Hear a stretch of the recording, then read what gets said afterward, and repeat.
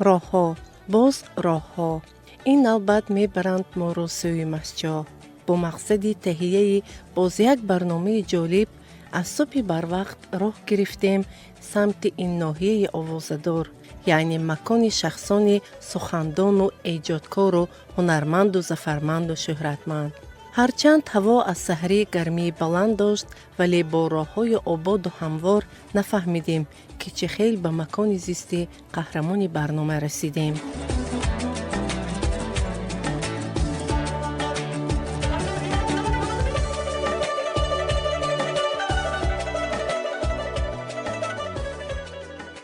قهرمان نوبتی برنامه ایجاز رسام خلقی تاجیکستان کامیل یادگورف است. او در دهه پستیغوی ناحیه مسجد زندگی دارد. با این هنرمند مانی قلم قبلا روز و وقتی ثبت برنامه را موافقه نموده بودیم و هنگام وارد منزل شدن دیدیم که اثرهایش را روی حولی گذاشته است. کامیل یادگورف از بچگی به تصویر زیبایی ها و منظره ها شوق و ذوق زیاد داشت و در هر یک جزئیات زیبایی را می دید. همین تصویرها و محبت به این هنر او را در جاده صنعت تصویری موفق نمود. قلعه دهی موبا من بسیار می رفتم، سنگای سرخ مایده بود. اونا اگر نام کنید وایبا رنگ برین وای میتیان جلو میتیان. من همه سنگاری استفاده میبرم رسم کشیدم. مایده بچه بدم.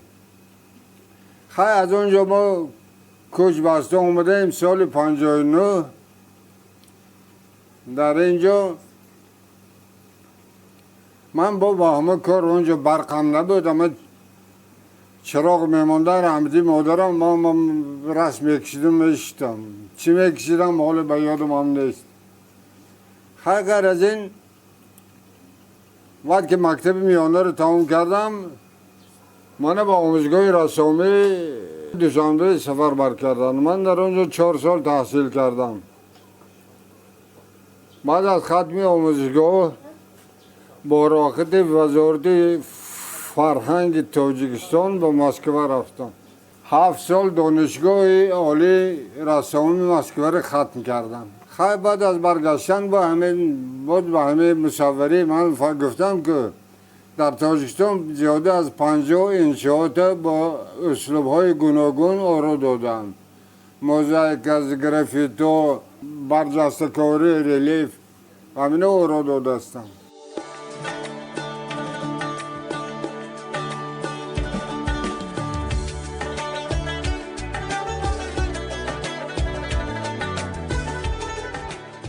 از سال 1979 این جانب کامیل یادگورف در کارزار هنری رسامی و آفریدن اثرها مشغول است. اولین اثر او پرستوی نخستی نام دارد که در نمایشگاه عمومی اتفاقی جایگاهی والای کسب کرده بود. آفریده های این مصور مانی قلم در چخسلواکیه، بلغاریا، کره شمالی، نیکاراگوآ، یاپونیا و دیگر کشورها نمایش داده شدند. ایجاد قلم این هنرمند از مرزهای تاجیکستان فراتر رفته در رصدخانه و آثارخانه های اروپا و دیگر مناطق جهان جای گرفتند. همسرش شادی بیبی ملیکوه میگوید که در جوانی هنگام جوش و خروش آفریدن در عائله برایش فضای آرام و موافق و ایجاد را فراهم می آورد. او می دانست که نفر ایجادکار احساسی می شود و الهام برای ایجادکاران نه همیشه دسترس است و وقت و ساعتی ناموافق دارد. برای همین می کوشید خودش برای شوهرش فراهم آورنده الهام باشد.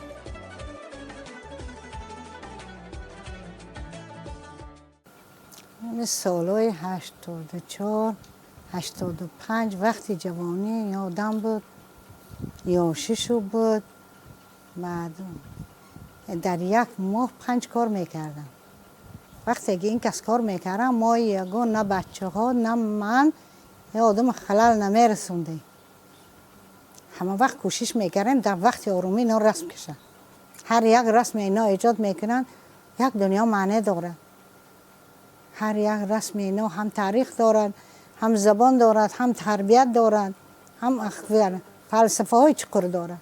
سحر چای میخوردیم، کار خونه میدر اومدن، بعد تا ساعتی 12 یک خیل میشتن نمیبر اومدن.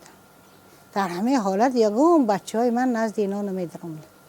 وقتی تموم میکردم میومده افقاتی عبیر تیار میشد و بچه ها قد جمع میشدیم میشیشتیم در باری درس بچه ها نقل میکردم. سوال میدادم بچه ها من در همه چیز سوال میدادن. از تاریخ سوالشو میدادن، ادبیات سوالشو میدادن، از سعدی شیرازی روباییشو میپرسیدن.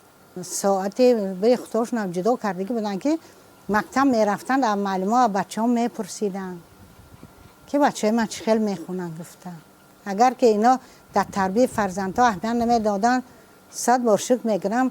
فرزندهای من 5 فرزند من همش معلومات عالی دارن. بچه هم بسیار اهمیت دادن، اونها خوندن. فرزند میگه اینا راه های دور بسیار میرفتن از طرف رساما فهمین هم میامدن. بچه هم نظم میخوندن، تربیت نقشو کرده بودن.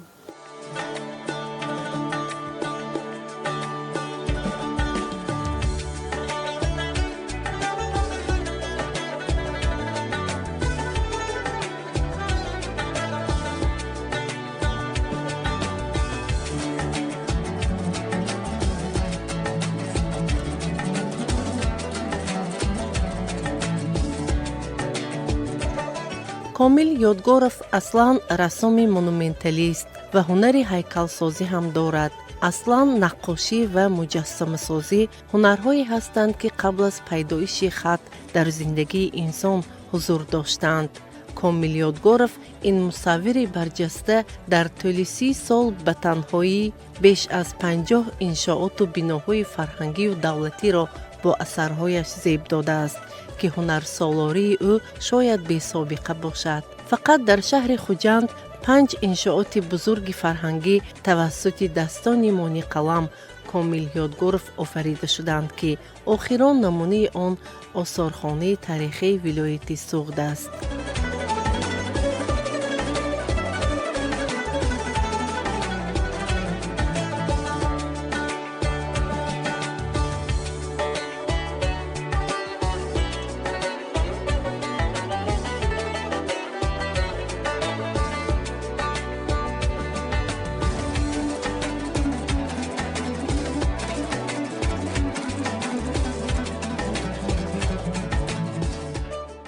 инҷо дар ду толори осорхона, толори хурди аввал ва дуюм корҳои ӯ барҷаста нишон дода шудаанд. Комил Ёдгоров дар ин асарҳо 1.5 сол кор кардааст. дар толори аввал ҳаёти одамони асри сангро инъикос намудааст. ӯ дар ин асар ду санъат деворнигорӣ ва ҳайкалтароширо омезиш дода ҳаёти одамони ҷамъияти ибтидоиро ҳангоми шикор ва вазъи зиндагии асри сангро барҷаста тасвир намудааст. толори хурди аввал рамзи ғорро дорад, зеро маскангоҳи одамони асри санг чунин ғорҳо буд ва намунаи ҳамон ғорҳоро дар ин асари Комил Ёдгоров мебинед. толори хурди дуюмро низ бо рассомию ҳайкалтарошӣ омезиш додааст. дар ин ҷо аллакай тараққиёти одамон нишон дода шудааст. одамон бо либос ва олатҳои рӯзгору меҳнат тасвир ёфтаанд. ин намуди намоиш яъне ғорҳо бори аввал дар осорхонаи вилояти Суғд роҳандозӣ шудааст ва таваҷҷӯҳи сайёҳону меҳмононро бештар ҷалб мекунад. воқеан асар бо сабки хос ва моҳирона офарида шудааст.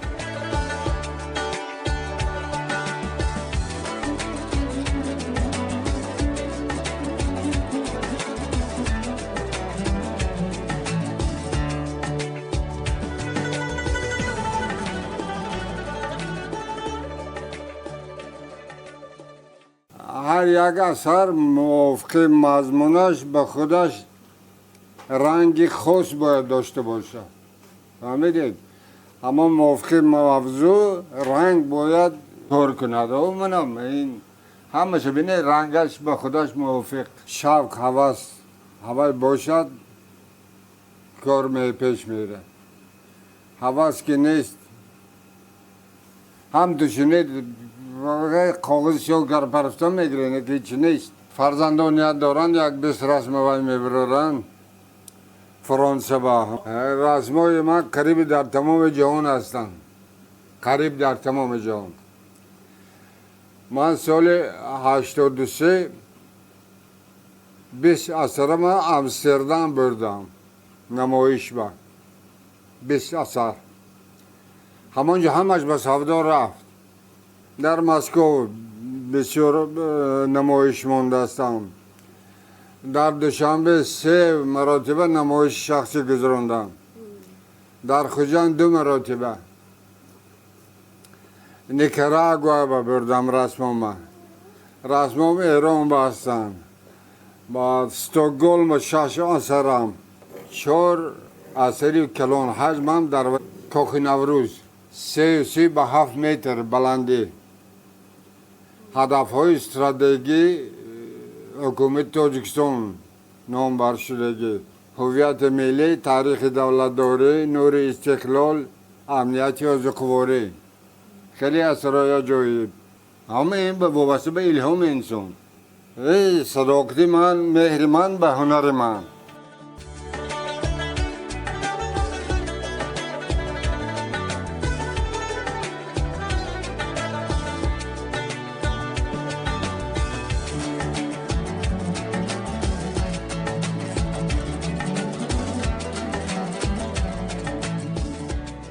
қаламрави ҳар ҳунаре чӣ тасвирию чӣ наққошӣ аз чашмаи андеша манша мегирад ва ин ҳунар аз дидгоҳи Комил Ёдгоров гунае аз андеша аст. ба эътимоди Комил Ёдгоров ҳар нафар мувофиқ ба дарду ҳолати худ метавонад асарро дарку фаҳм намояд, яъне пазироии бинанда аз асар вобастагӣ ба дарду ҳолати бинандаро дорад. санъати мусиқӣ ҳамсон бо санъати тасвирӣ аз диди ин рассом ниёзе ба тарҷумон надоранд. ӯ мегӯяд осори ҳунарии чеҳраҳое чун Микеланҷело, Рафаэл, Леонардо да Винчи ҷовидона дар авроқи таърихи башарият маҳфуз мемонанд ва ҳеҷ кӯҳнашавӣ надоранд. вале вақте ба асарҳои офаридии худи ӯ назар мекунӣ, ҳамин ҷовидониро дар онҳо низ мушоҳида менамоӣ. зеро мавзӯъ ва мазмуни офаридаҳои Комил Ёдгоров низ кӯҳнашавӣ надоранд. баръакс вазъи ҳар замонро бозгӯ ҳастанд. яъне олами Комил Ёдгоров аз лиҳози фалсафӣ хеле амиқ асту мураккаб. Оскар Войл, нависандаи ирландӣ, чӣ хуб фармуда ки як ҳунарманди бузург чизҳоро ҳамон тур ки ҳастанд намебинад. агар медид, ҳунарманд набуд. гумон мекунам ки ин гуфторро метавон дар ҳаққи ҳунармандони чун Комил Ёдгоров ишора кард, ки дар воқеъ диди фарқкунанда аз дигаронро доранд.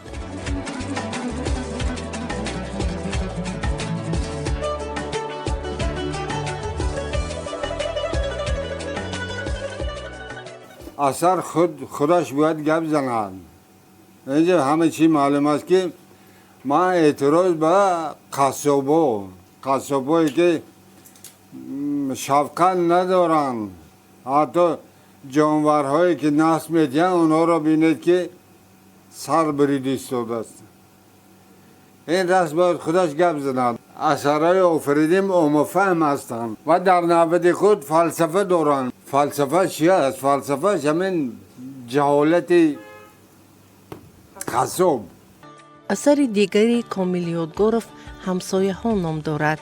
рассом дар зиндагии ҳаррӯзаи рӯстоӣ шоҳиди хархашаву мубоҳисаҳои ҳамсояҳост.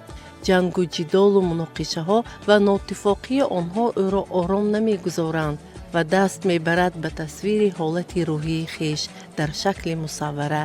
او در این اثرش از بی‌مهری ها، از بی‌عاطفگی های انسان ها گیله می کند. اثر دیگری او که در آن عکس یک زنی خسته و غمگین تصویر یافته است مرا به فکر برد. این رسم همسر اوست. ولی چرا غمگین؟ تاریخ این اثر را خود همسرش نقل نمود. پدرم گذشتنده این خونه ها ما دیگر خیل بودم. اینجا یک ایوانچه بود تید بود، من همه تگی تید اندم نه شمک شتگی بودم. همه استاد شتگی من انده اینا آمده رسم من کشیدن. همه خیلی کشیدن خودم من خبردار نیست. یا رسم دیگرند بهروزم بچم مایدی که بود 5 ماهه خدا دروغ نکنم 8 ماه باشه دیگر دروغ نگم در پیشم خوب و رسمم کشیدگم و رسم برای بچه من در خانه بچم زید. برزم این رسمشون در خونم بسیار کار میکردن، برای من یاردم بسیار میکردن. صحرا میرفتم کار میکردم، در صحرا علف میآوردم جاده میکردم، برای گوفام میرختن یا من به چیز تیار کنشم حد حوله هم میزنن. یعنی در زندگی بهتره خودشون گرفتن نمیتون.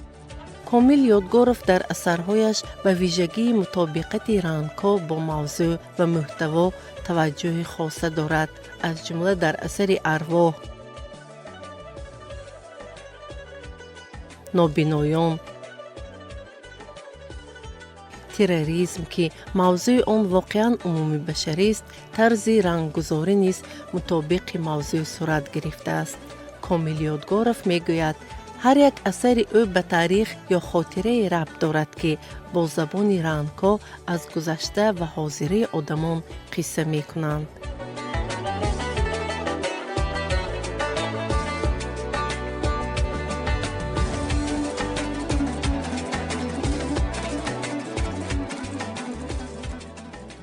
هشتاد و نهم سال بینید که دهقان بیچاره حتی موش نانش خورده ایستاده است. وارثان میراثخوران شغال، عقاب، خر، مرغ همش میراثخوره. بالای همه بیچاره دهقان پایلوچ.